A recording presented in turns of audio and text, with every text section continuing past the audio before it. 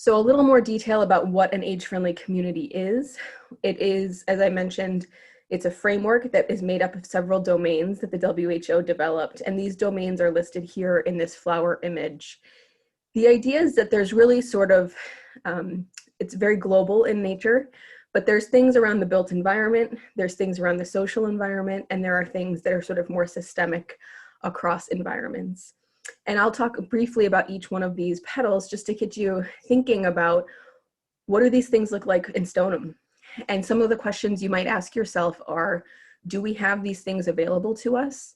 Are they accessible for people of all abilities, physical, cognitive, and mental? And are they affordable to residents of various socioeconomic backgrounds? And so these things include sort of, as I mentioned, the built environment, so transportation. This includes not only driving yourself and driver safety, but also walking and biking. It also includes access to public transportation or private rideshare services or paratransit for those who are not physically able to access public transportation. So again, thinking to yourself, do we have those things available to us in Stoneham? Are they accessible for everyone? And are they affordable?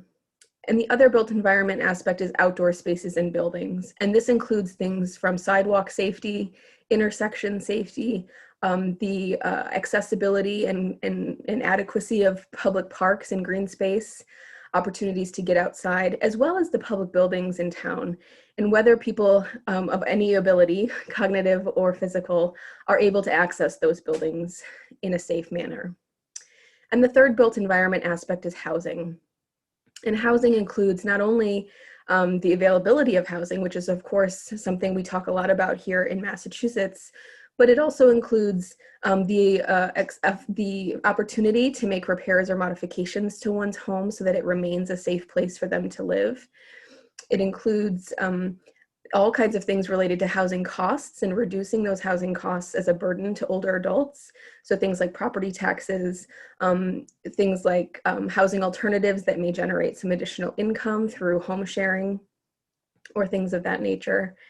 And again, it's not just about whether housing exists, but it's whether the appropriate housing exists and housing that exists for folks who are wanting to stay in the community as they get older. So are there downsizing options that are truly affordable and truly accessible? And for those who may remain in their single family home, are there opportunities for them to do that safely?